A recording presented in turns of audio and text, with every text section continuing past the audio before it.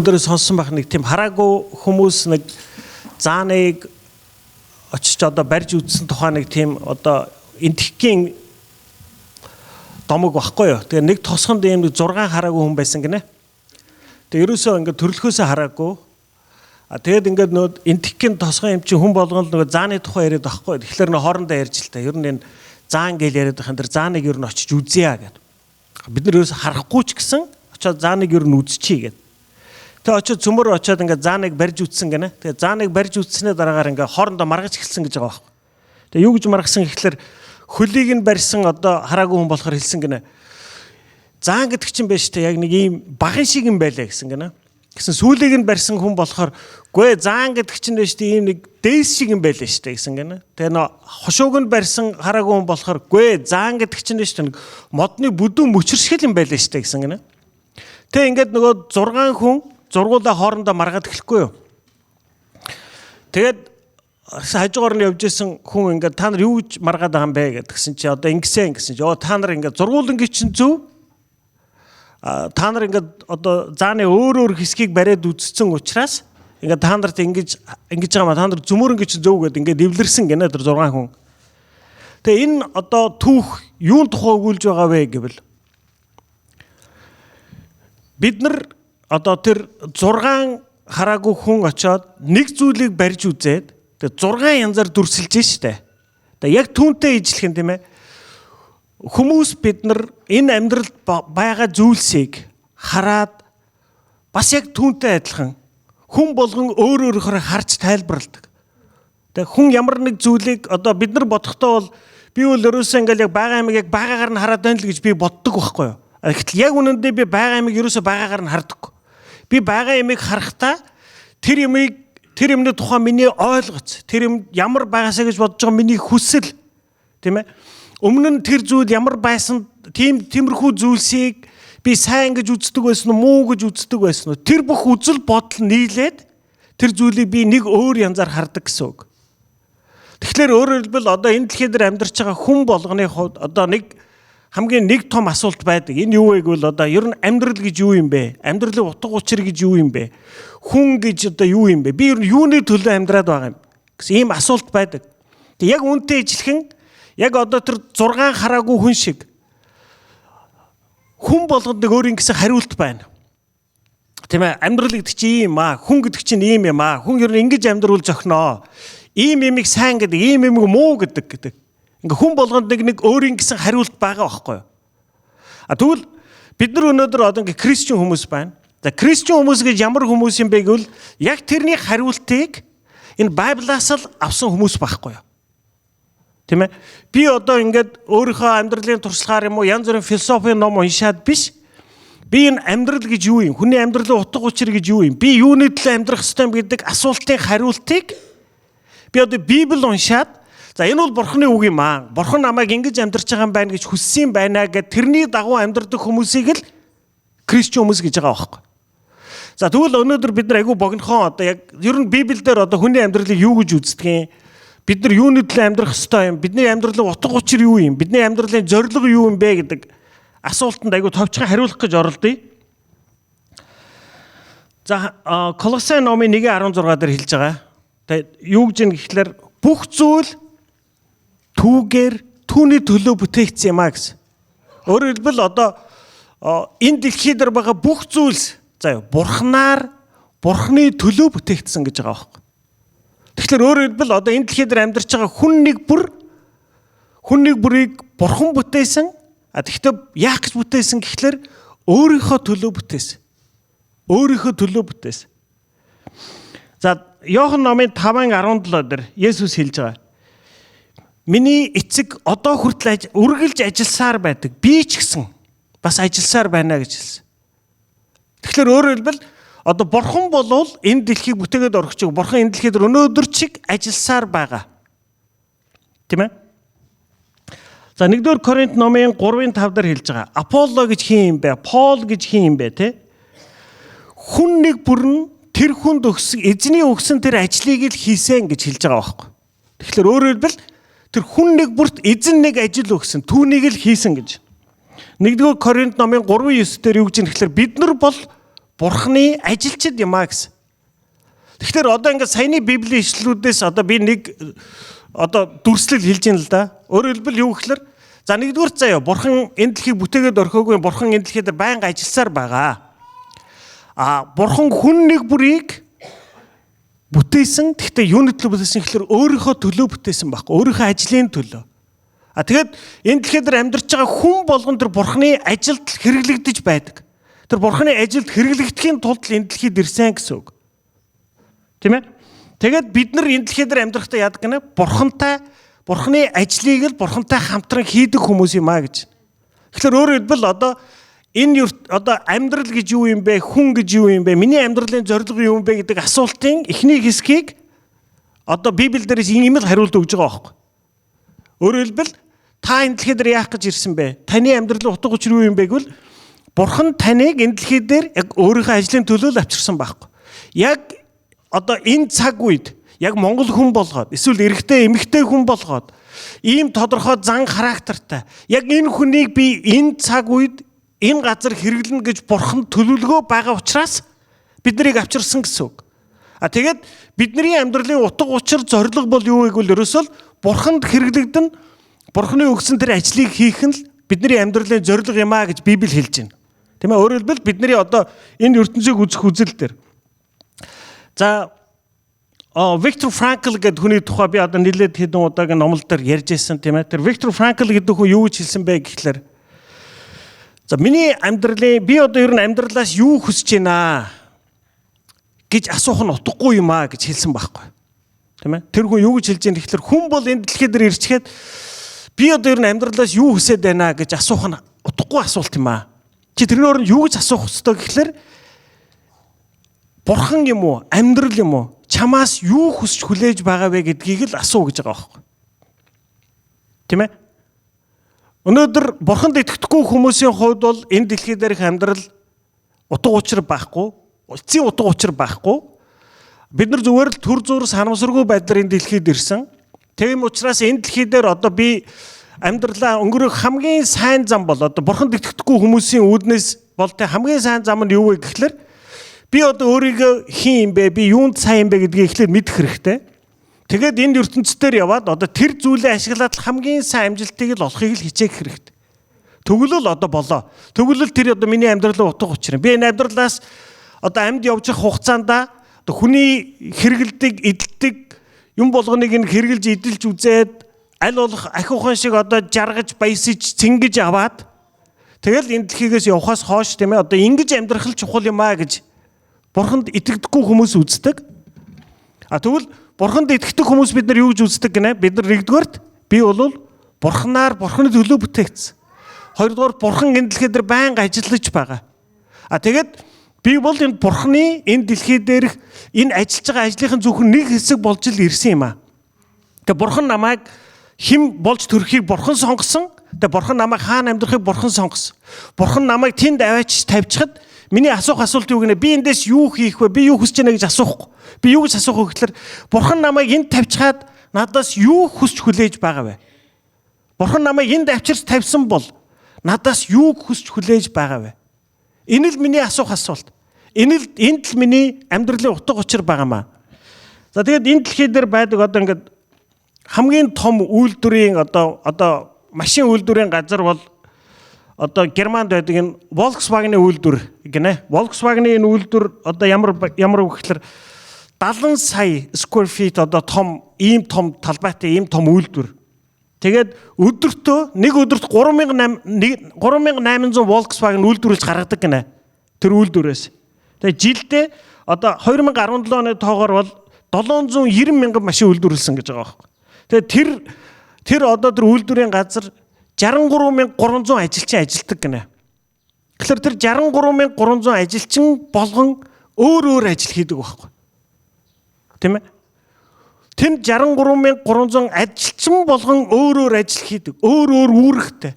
Тэр хүн нэг бүр тэр өөрийн үүргийг гүйцэтгэж байж л тэр олон машин өдөр болгон үйлдвэрлэгдэж гарна. Тэгэхээр хэрвээ бид нар яг Бурханыг ингээ харах юм бол Бурхан энэ дэлхий дээр ажиллаж байгаа.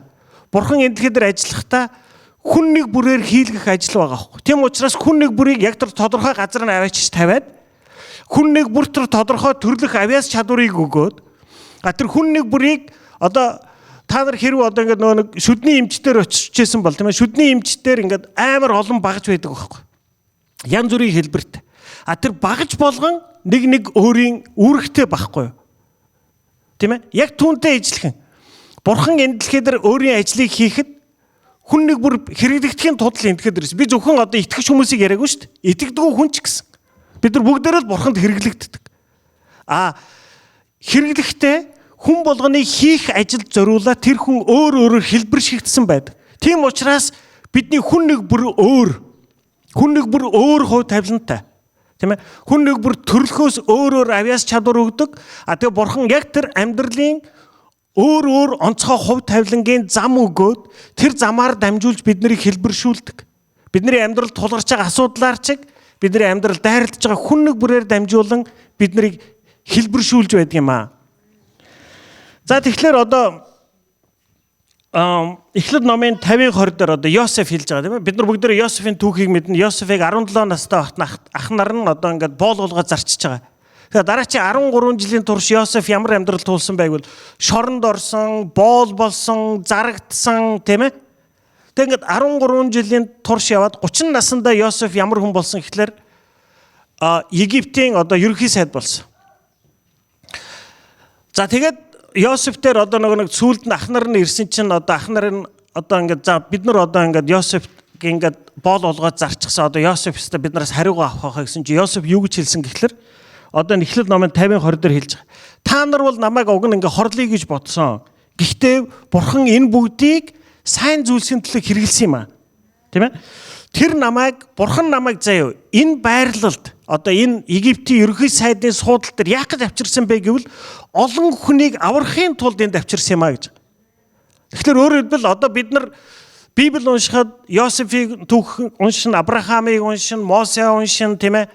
Дэвидийг уншин, Соломон хааныг уншин ингээд уншихлаар бид нар уншихтаа юу гэж хардаг гэхлээр пөөхөн Дэвид гэдэг хүн мундаг хүн ээ, пөөхөн Йосеф гэдэг хүн мундаг хүн ээ, Мосе мундаг аа гэж хараад байдаг. Үгүй энэ бол ерөөсөө тэр Дэвид юм уу, Йосефийн тухай түүх биш байхгүй юу? Энэ бүгд юуны тухай түүх вэ гэхлээр бурхан энэ дэлхий дээр өөрийн ажлыг хийхдээ тэр хүмүүсийг хэрхэн ашигласан тухай түүх байхгүй. Тийм ээ? Энэ бол Йосефийн түүх биш. Энэ юуны түүх гэхлээр Израильчуудыг Египтэд бурхан авчирч 450 жил амьдруулахын тулд бурханы хийсэн ажлын түүхэл байхгүй. Тэрний үзүүртэл Йосеф гэдэг хүн хэрэглэгдсэн байхгүй. Тэгэхээр энэ бол ерөөсөө Йосефийн тухайч биш, Дэвидийн тухайч биш. Энэ дэлхий дээр бурханы ажиллаж байгаа тэр ажлын тухайл түүх. Бурхан хэрхэн ажилласан тухайл түүх. Тэрний үзүүртэл хүн нэг бүр хэрэглэгдсэн байхгүй. Тийм ээ? Тэгэхээр за тэгвэл одоо ингээд бид нар Библи уншихлаар айгүй гоё. Дандаа юм мундаг одоо итгэлийн баатруудын тухай түүх байдаг. За бид нар өөрсдөө харвал бид нар ийм жижигхэн хүмүүс байдаг байхгүй юу? Тийм ээ? Бид нар ингээд ийм том улсын нэг жижигхэн гадналтын хүрээнд амьдардаг цагаач нар тийм ээ гудамжаар явж байгаа цагаан хүмүүсийн дотор хэдэн жижигхэн хужаа тийм нэг ийм сонин царайтай нэг баахан болсон болоогүй ажил хийсэн тэгэл нэг ингээ болсон болоогүй амьдралаа залгуулсан бид нар ингээ жижигхэн хүмүүс. Тэгвэл одоо ийм жижигхэн хүмүүсийг бурхан яаж одоо ашигладаг юм бэ? Бид нар юу н ашигладаг юм болов уу? Үгүй юм болов уу? Тийм ээ. Бидний амьдрал бурханы одоо ийм төлөвлөгөө байгаа юу үгүй юу? Тийм ээ. Хэрвээ үнэхээр байдгийн бол би одоо бурханд яаж ашиглах юм? Би нэг ийм байсан ч байгаагүй ч ялгаагүй нэг ийм л хүн байж штэ. Тэгэхээр бурхан одоо ийм хүнд зориулсан төлөвлөгөө байдсан. Зөвхөн одоо Дэвид зөвхөн одоо Йосеф шиг ийм мундаг хүмүүст л зориулсан төлөвлөгөө байдаг юм уу? Тийм ээ? За 2018 оны байдлаар одоо хүн төрөлхтний 1% нь гэж байгаа. Дэлхийн бүх баялагын 45% харьяалагддаг гинэ. Тийм ээ? Хүн төрөлхтний ганцхан хувь нь энэ дэлхийн нийт баялагын 45%-ийг эзэмшдэг. За 10% нь байж тээ энэ дэлхийн нийт баялагын 84%-ийг эзэмшдэг гэж байгаа байхгүй. Тэгэхээр одоо 1% нь энэ дэлхийн баялагын 45%-ийг эзэмшдэг, 99% нь үлдсэн тэр жоохон хувийг эзэмшдэг. 90% нь байж тээ ерөөсөө тэр 15%-ийг л эзэмшиж байгаа байхгүй. Тэгэхээр тэр бид нар бол тэр 90%-ийн нэг хэсэг байхгүй. Бид нар ийм жижигхэн хүмүүс. За тэгвэл одоо ийм жижигхэн хүмүүс биднэрт зориулсан Бурханы төлөвлөгөө байгаа юу? Бурхан биднийг хэрэгэлдэггүй. Бурхан биднийг ашигладаггүй. Хэрвээ хэрэгэлдэг юм бол яаж хэрэгэлдэг юм болоо? Яаж ашиглах гэж байгаа юм болоо? Тийм ээ? Тэгвэл одоо тэр асуултыг бид нар тавья л да. Тэгэхээр одоо ер нь хүний амьдралын зорилгыг, хүний амьдралын утга учирыг ерөөсөө Библиэлд Бурхан бидэнд хэлээд өгч гисэн. Тэ? Бид нар энэ тэгэхээр яах гэж амьдарч байгаа вэ гэвэл одоо Марк номын 12-ын 30-аас 31 дээр хэлж байгаа. За Библийн турш одоо ингээд дүүрэн Бурхан ингээд зөндөө олон хууль дүрм өгсөн, тушаал өгсөн. Тэгвэл энэ бүх хууль дүрм тушаал байж тээ ерөөсө хоёрхан хуульд захирагдана гэж байгаа юм. Энэ бүх ингээд хууль дүрмүүдийг нэгтгэхэд ирэх юм бол ерөөсө хоёрхан зүйл л байгаа. Нэгдүгээрт чи эзэн Бурханаа бүх зүрх сэтгэлээсээ хайрл, хоёрдугаар чи хөршийг өөрийн адил хайрл гэсэн. Ерөөсөө л ийм л тушаал байгаа байхгүй. Тэгэхээр бид нар энэ дэлхийд яах гэж амьдарч байгааг нэ? Бидний энэ дэлхийд амьдарч байгаа амьдралын бүх утга учир зорилго юунд байгаа вэ гэвэл нэгдүгээрт эзэн Бурханаа бүх зүрх сэтгэлээсээ хайрлах, хоёрдугаарт хөршийгөө өөрийн адил хайрлахын тулд энэ дэлхийд амьдарч байгаа. Тийм ээ? За тэгэхээр одоо бид нар эхнээсээ ярьлаа шүү дээ. За бид нар бол одоо амьдралынхаа утга учир зорилгыг одоо тэр нөгөө нэг 6 хараагүй хүн шиг ингээд янз бүрийн байдлаас тааж хайдаггүй. Крисч хүмүүсийг ямар хүмүүсгүй л амьдралын утга учир зорилгоо хаанаас хардаггүй л ерөөсө Библиэс л тодорхойлуулдаг хүмүүс байхгүй. Тэгээ Библиэс ингээ харах юм бол за энэ дэлхийд дээр байгаа бүх хүнийг Бурхан өөрийн зорилгын тулд өөрөө зорж байгаа нэг нэгээр нь бүр гарт бичлэн сонгоод авчирсан байна. Тэгээ Бурхан энэ дэлхийд дээр өөрийнхөө ажлыг хийж яадаг. Бид нар бол тэр Бурханы ажилд хэрэглэгдэхийн тулд энэ дэлхийд дээр амьдарч байгаа. Тэгэхээр би өнөөдөр ямар ч нөхцөл байдалд байлаа гэсэн миний өөрөөсөө тавих асуулт бол юу вэ гэхээр би юу хүсэж байна гэдэг асуулт бол миний тавихгүй асуулт. Би өөрөөсөө юу гэж асуух вэ гэхээр Бурхан надаас намайг энд авчирч тавьчихад надаас юу хүсэж хүлээж байгаа вэ? Надаас юу хүсэж хүлээж байгаа вэ? Одоо би Бурханд хэрэглэгдэж штэ. Тэгэхээр Бурхан надаас яг юу хүсэж хүлээж байгааг нэ? Бурхан надаас эзэн Бурхандаа бүх зүрх сэтгэлээсээ хайртай байхыг, хөршийгөө өөрийн адил хайрлахыг л хүсэж хүлээж байгаа. Ерөөсөө одоо хүний амьдралын утга учир үнэт зүйлсийн тухай ингээд хайгаад учрыг нь олохгүй ингээд төрөлдөд байх юм ерөөсөө байхгүй. Библиэлд энийг маш энгийнээр тов тодорхой хэлээд өгч гисэн. Тийм ээ? Бид нарыг энд авчирч тавьчихад Бурхан надаас өөрийн зүрх сэтгэлээсээ хайрлахыг, хөршийгөө өөрийн адил хайрлахыг л хүсэж хүлээж байгаа. За тэгвэл байж тээ. Одоо ийм тоо байна. За Америк хүний одоо дундаж нас бол нэг 78.3 гинэ одоо. За яа. За тэгвэл энэ одоо хот газар амьдарч байгаа Америк хүн 78 наслахтаа амьдралын турш нэг 80,000 орчим хүнтэй дайралддаг гинэ. Тэгээ 80,000 орчим хүнтэй дайралддаг. За 80,000 хүнтэй дайралдахаасаа гадна одоо хүн чинь зүгээр л ингээл гудамжинд дайралдаад өнгөрч байгаа хүмүүсийг оруулаад тоолохд шүү дээ одоо. Тэгээ 78 наслахад хүн нэг 80,000 орчим хүнтэй дайралддаг. За тэгвэл одоо ингээд бүр одоо яг бид нар шиг тийм ээ биеийнхээ нэр усыг мэддэг, авгаа хүүхдийг мэддэг. Хүүхдүүдийнх нь нэр устаа мэднэ. Одоо тэр өмнө нь ийм ажил хийжсэн, энэ одоо тэдэн настай, энэ тэрний ах дүүс хамаатан садан гэдэг ингэж мэддэг хүн болов уу байж тээ. Тэр Америк хүн дунджаар 472 хүн л байдаг гэж байгаа байхгүй. 472 хүн. За энэ тоо хаанаас гарч ирж байгаа гэхээр за хүн ингээд 4-өөс 6 наснда бол дунджаар 40 орчим хүнтэй одоо ингээд сайн мэддэг харилцаа тогтоодог гинэ 4-өөс 6 наснда одоо киндергартныхаа хүүхдүүдийг таньдаг болно, нейбрүүдэд таньдаг болно тийм ээ. За ингэж явсаар хагаад 7-оос 12 наснда нэг 60 хүнтэй гэж байгаа байхгүй. 13-аас 18 наснда дахиад 60 хүнтэй. Тэ? Гэх мэтчлэн одоо хамгийн сүүлд 61-ээс 80 наснда бол хүн нэг 20 орчим хүнтэй л яг тийм ойрхон харилцаа тогтоодог гэж. Тэгэхээр өөрөөр хэлбэл хүн одоо 78 наслахтаа бидний хүн нэг бүр заяа хот газар амьдраад 78 наслахтаа бид нар 80,000 хүнтэй дайралдаг. Бүх амьдралын турш бид 472 хүнтэй л бие бинийгээ таньдаг харилцаа тогтоодог. Яг Америкуудын дунджаар бол байна шүү дээ. Яг одоо миний бүр итгэлтэй тийм ээ. Би бүх амьдралын турш 78 наслахад би одоо амар итгэлтэй сайн найз гэвэл хүнд нэг дунджаар 8 найз л байдаг гинэ. Тийм ээ.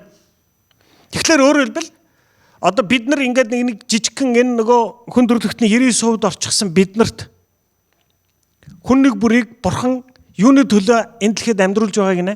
Бидний амьдралын утга учир юу гинэ? Бид нар бурханаа эзэн бурханаа зүрх сэтгэлээсээ харилна, хөршийгөө өөрөө адил харилна. Тэгвэл миний хөрш хаа байна?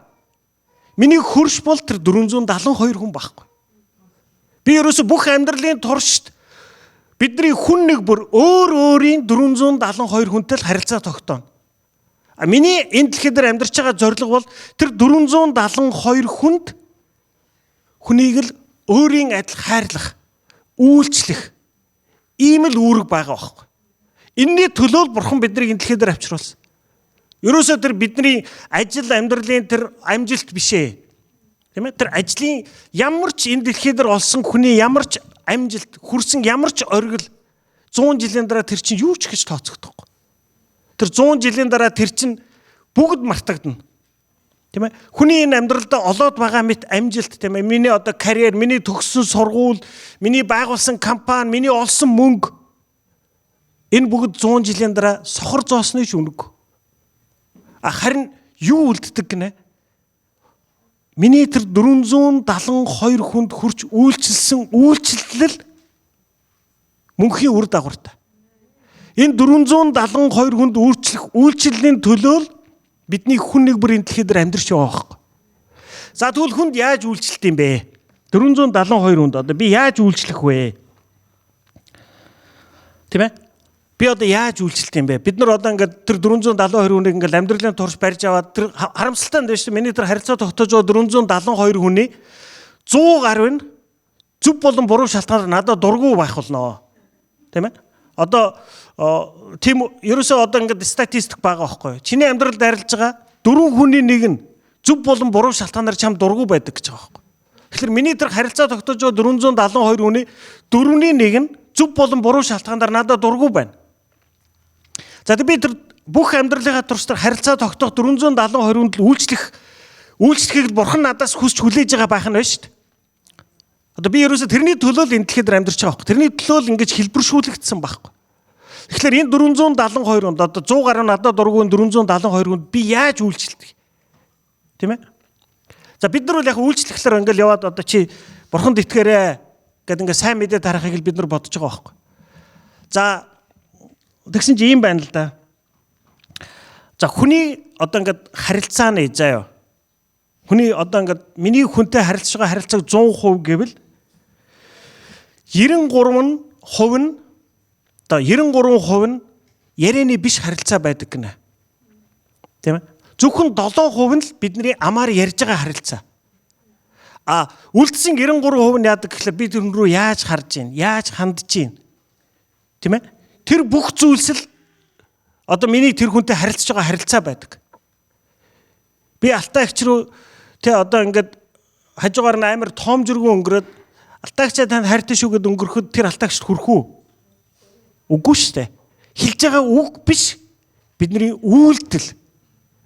Тийм ээ? Бидний хэлж байгаа үг биш, бидний үйлдэл биднийг яг жинхнээсээ юмд яаж хандж ийн гэдгийг л харуулдаг байхгүй. Тийм ээ? Одоо ингээд золоо байна, манай хүү байна. Одоо 11 настай тийм ээ. Би одоо ингээд хүүдээ өчнөө янз юм хэлнэ штэ.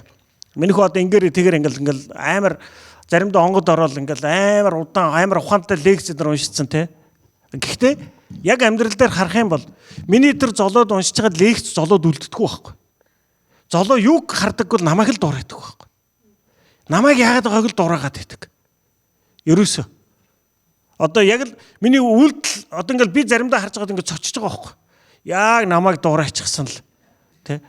Миний дургүй юмыг хүртэл ингээд намайг дуурайчихсан тий. Тэгэхээр өөрөөр хэлбэл бид нар хүнд яаж хүрч үйлчилдэг вэ гэвэл одоо энэ дээр тийм онол байдаг байхгүй. Ямар онол байдаг гэхэлэр тэр ripple effect гэж байдаг гинэ. Ripple effect. Одоо ripple гэдэг нь юу гэхэлэр одоо ингээд нуурын мандал дээр нэг ширхэг чулуу хайчвал тэрэн дээр ингээд бүтэн нуурын мандлыг бүрхсэн тийм долгион үүсдэг. Тэгэхээр өөрөөр хэлбэл бид нар одоо хүмүүстэй яаж харилцдаг гэхэлэр би ямар ч хүмүүстэй уулзаад харилцаж байхад миний ярьж хэлж байгаагаас илүү миний байгаа байдлаас тэр хүмүүс нөлөө авч байдаг. Би ч гэсэн яг тэр хүмүүсээс нөлөө авч байдаг. Тэгээ одоо жишээлбэл ингээд бидний зааланд сууж байна. Гэсэн нэр хаалгаар амар ууртай нөхөн ороод ирлээ. Тэгээ би одоо ингээд тэр хүмүүсээс нөлөө авч байгаа байхгүй. Яагаад гэвэл би тэр хүмүүсээс нөлөө авч байгаа. Заа юу. Амар ууртай нэг хүн ороод тэр хүн юм хэлэхгүй байж болно л доо. Гэхдээ айгүй ууртай энд суугаад байвал тэр нь та нарт нөлөөлөх үү? Та нарт нөлөөлнө. Тийм ээ? Эсвэл айгүй баяртай хүн орж ирээд энд сууж ивэл та нарт нөлөөлөх үү? Нөлөөлнө. Тэгэхээр би тэр 472 хүнд би яаж үйлчлэлтийн гэхлээр биш үү? Миний хэлж байгаа ярьж байгаа биш. Би байгаа байдлаараа л үйлчлдэг байхгүй. Миний байгаа байдал тэр хүмүүст нөлөөлж байдаг. Одоо яг ингээл та нар ингээд бодохгүй. За миний одоо хувь хүний хувьд би ямар хүн байна гэдгийг одоо ингээд төсөөлөлдөө би одоо нэг чирнээл шиг нэг хөхөнгөтэй зүйл шингэн гэж бодъё. Тэгээ би нэг аягтай усанд тусаачихвал тодорхой хугацааны дараа тэр аягтай ус синхронтой болно доо. Яг түүнтэй ижилхэн. Чи хаана байна? Чи тэр орчиндоо яг өөрийнхөө чи яг жинхнээс хувь хүний хувьд хэн байна? Тэр чин тэр орчны чи хүмүүс дандаа нөлөөлж байдаг. Тийм ээ? Дандаа нөлөөлж байдаг. Би тэр нөлөөг нь авч байгаа хүн нь би байж тээ би авахгүй гэж би ухамсартайгаар хараад авдаггүй байхгүй. Би одоо ингээ бататаа танилцсанаас хойш би бататаа танилцах хүртлээр би нэг хэлбэртэй явж байгаа шүү дээ. Бататаа танилцсны дараагаар би өөрөө мэдлгүй миний хэлбэр жоохон өөрчлөгдөж байгаа байхгүй. Яг бол батагийн нөлөөгөр. Гэхдээ би одоо ингээ хараад би батагаас нөлөө авахгүй амаргүй байна. Эсвэл би аммаар байна гэснээр би нөлөө авдаггүй байхгүй. Тэр нөлөө авах нь миний ухамсараас гадуур зүйл. Тийм ээ. Хүний оюун санааны 95-аас 97% нь ухамсаргүй үйлдэлүүд байдаг гэж байгаа байхгүй. Өөрөөр хэлбэл зөвхөн нөгөө нэг одоо автомат жолоодлого шиг, одоо машины автомат жолоодлого шиг бид нар ихэнх үйлдэл маань ерөөсөө 95-аас 97% бид нар автоматаар явдаг. Тэгээ миний оюун ухаан яадаг гэхэлэр эргэн тойронд ингээд үргэлж ингээд скан хийж идэг. Яг нэг локатор шиг. Тэ? Эргэн тойронд байгаа хүн болгоныг ингээд би ухамсаргүй гэрэн штэ. Скан хийгээл ингээд цааталт ингээд мэдээллийг ингээд хураагаад хоримтлуулаад тавиад байдаг байхгүй. Тэгээд зарим хүний үйлдэлийг ингээд би хэрв ухамсаргүйгээр би ингээд дуурайж эхэлдэг. Тийм ээ? Зарим хүний үйлдэлийг би дуурайдаг. Зарим хүнээс одоо зарим хүнээс нь илүү их нөлөө авна. Заримаас нь арай бага нөлөө авна. Тэгэхээр энэ бол одоо миний орчноос нөлөө авдаг бол ерөөсөө миний сонголт биш байхгүй. Бид нар угаасаа тэгээд хийгдсэн. Бид нар орчноос дандаа нөлөө авч байдаг. Одоо ингээд та нар хараарай. Хэрвээ ингээд манай сүмийг харуул манай сүмний тодорхой уур амьсгалтай.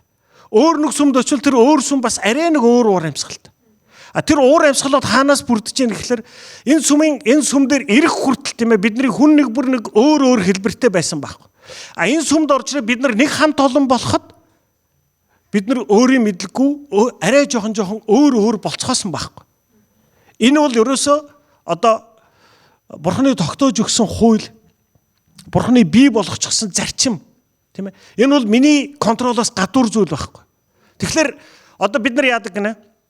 Би уулзаж учирч харилцаж байгаа хүн болгоноос би нөлөө авдаг. Надад уулзаж харилцаж байгаа хүн болгон хүссэн хүсээгүй надаас нөлөө авдаг. Тийм ээ. Бид нар тэр 472 хүнд хүрч үйлчлэгдэх ч ерөөсө хамгийн гол үйлчлэл маань тэр л байхгүй.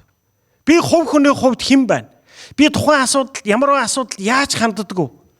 Энэ болгоныг тэр хүмүүс надаас копи хийж идэг. Яг л тэр миний хүүхэд шиг. Миний тэр амаараа юу хэлэх нь ерөөсө тийм чухал биш. Би амьдрал дээр хэн байна? Ямар асуудал яаж ханддаг вэ? Юунд баярлдаг вэ? Юуг сайн, юуг муу гэж үздэг вэ? Тийм ээ?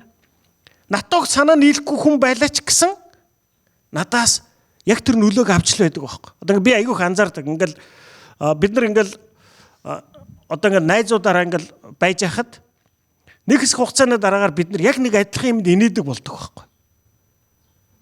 Анхандаа тийм байгаагүй шүү дээ. Тэ? Яаж яах гэхээр бид нар биенийхээ одоо миний тэр ухамсаргүй оюун ухаан яаж яах гэхээр орчныг бүгдийг скан хийгээд тэгээ тэр хүмүүсийн уур амьсгалтай би ингээ өөрийгөө тохируулаад байгаа байхгүй. Тийм ээ? Хүн болгоны тарих оюун ухаан яг ингэж ажилладаг. Тэгэхээр миний одоо хүмүүс орчиндөө үйлчлдэг үйлчлэл болвол миний ярьж байгаа яриа биш. Би яг үнэндээ хувь хүний хувьд хэн байна гэдэг л орчиндөө нөлөө авчирдаг. Тэгэхээр бид нар Бурхан биднэрт одоо яг ийм нөлөө үзүүлдэг учраас одоо тэр 472 хүний дунд Бурхан биднийг авч тавьчаа. Бурхан биднэрт юу гэж хэлсэн бэ гэвэл Филиппой номын 2:5 дээр хэлж байгаа. Чи бүх зүйлд яг Есүс шиг бай гэж байгаа байхгүй. яг Есүс шиг л байгаарай. Тийм ээ. Өөрөөр хэлбэл би одоо ингээд айгүй ууртай бухимдуу, тийм ээ. Би одоо айгүй ууртай бухимдуу тэгээд одоо ингээд үргэлж одоо ингээд хүн муулж яадаг, тийм ээ. Хүн болгоноос дандаа би мууг нь олж хардаг. За тийм хүн байлаа гэж бод. Удахгүй манай гэр бүл яг тийм болно. Тийм ээ. Удахгүй миний уулзч харилцдаг хүмүүс бас яг тийм болно. Тийм ээ. Яагаад тэгэхээр би тэр орчиндоо тэр нөгөө нэг хар зүйлийг л би ингээд тараагаад байна шүү дээ. Тэр хүмүүс миний тэр зан дургүй гэж болно шүү дээ. Надаас холдоод ганц зөрөг өстэй ядаргаад ганц зөрөгтэй уулзахлаар ингээл те. Дандаа хүмүүлнэ амар ядаргаа. Тэр бол зөвхөн тэр өнөө ухамсартай хэсэг нь л ярьж байгаа байхгүй. Ухамсаргүй хэсэг нь яасан? Аль хэдийн копитод авцсан байхгүй. Тэгээд өөр газар очиад нэг мэдхэд тэр хүн бас над шиг хүмүүлэл ярьдаг болж эхэлдэг байхгүй. Тийм ээ? Энийг ripple effect гэж байгаа байхгүй. Тэ? Би орчиндоо өөрөө ирэхгүй тэр муу зам байвал би тэр муу зангаа тарааж байдаг. Миний муу зангаас нөлөө авсан хүн гараад дараачийн хүнд бас тэр нөлөөг өгдөг. Тэрийг авсан хүн дараачийн хүнд нөлөө өгдөг.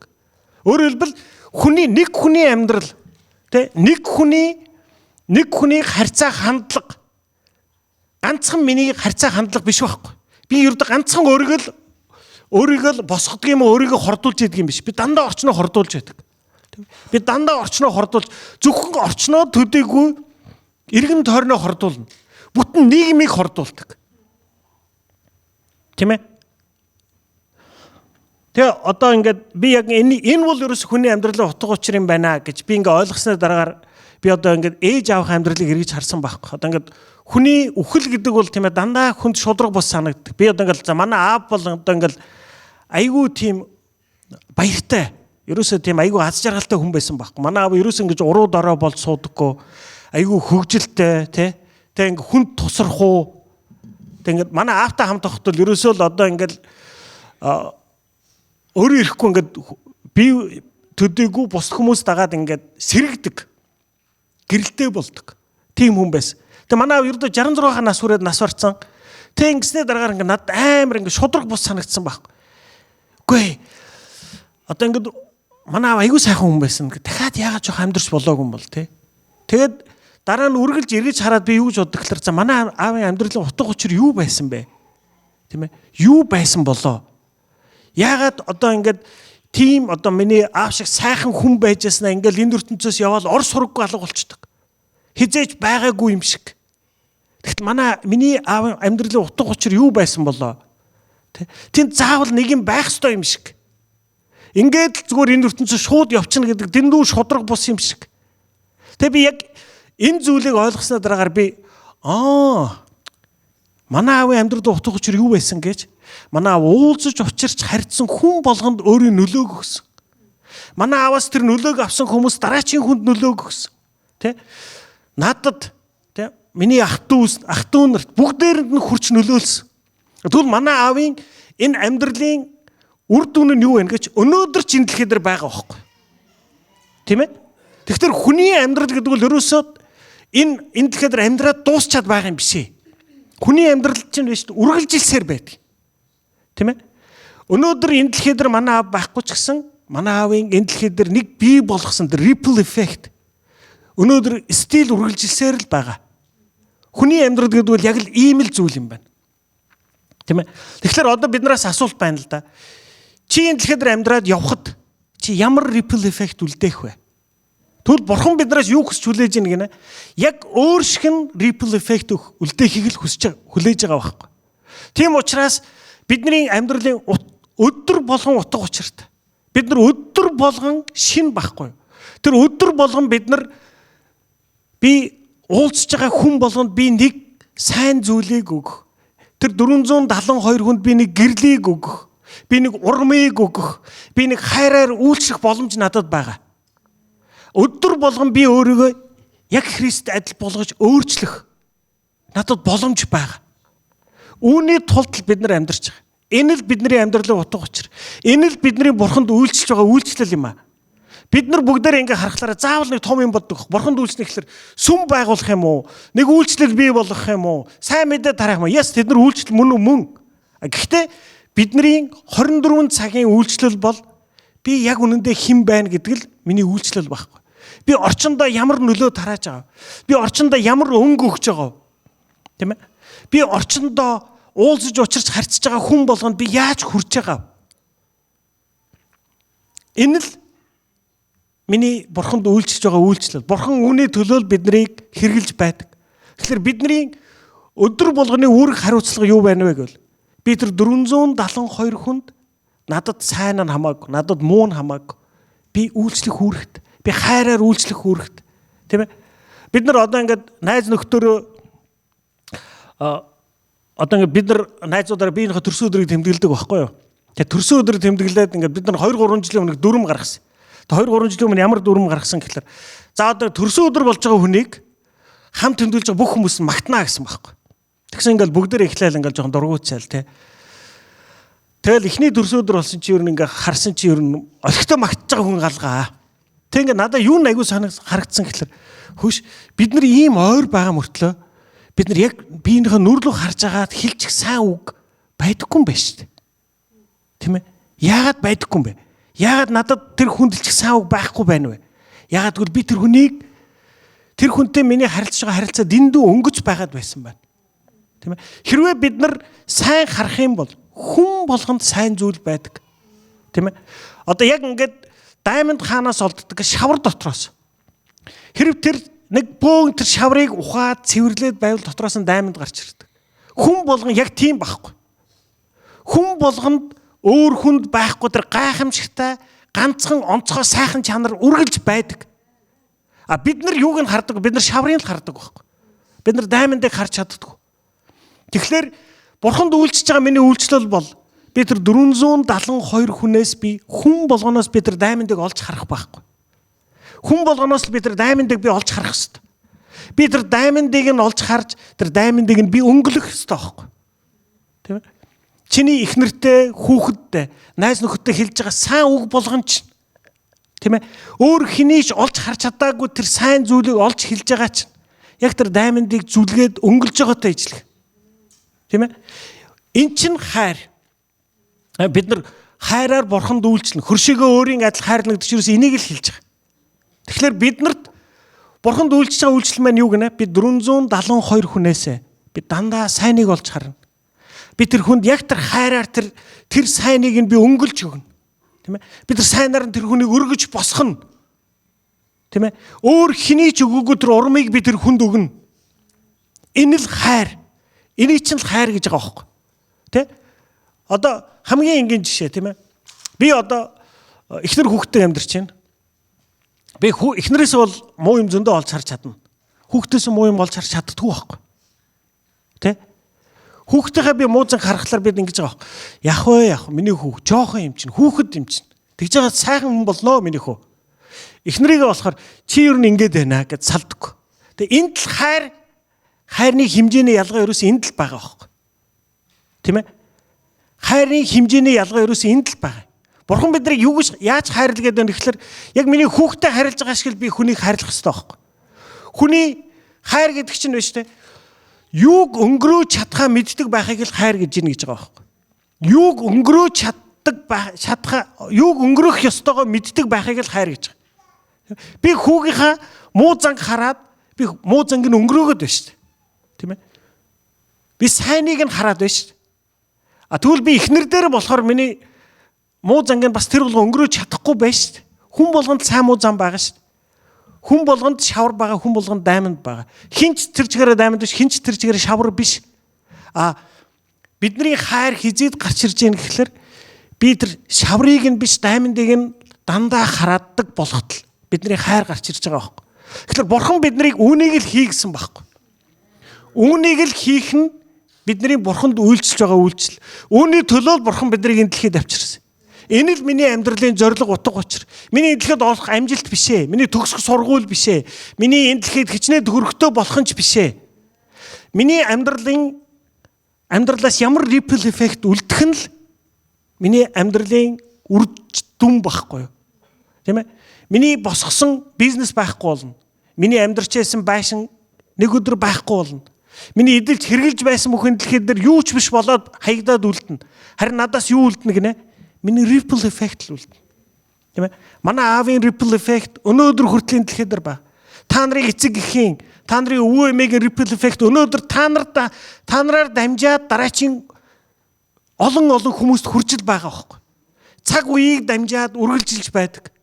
Тийм ээ. Хүний амьдрал ингэж л бүтээгдсэн. Тийм ээ. Бидний амьдралын утга учир бол энэ юм аа. Ерөөсөө хүн болгон бидний хүн нэг бүрт яг өөрийн 472 хүн өгөгдсөн. Энэ 472 хүнд хайраар үйлчлэх нь л бидний бурханд үйлчилж байгаа үйлчлэл. Энэ л бидний амьдралын утга учир. Үүний л төлөө бид нар энэ дэлхийд амьдарч байгаа. Тэгэхээр эзэнд үнэхээр дуулууртаагаар хичээнгүйлэн үйлчлцгээе. За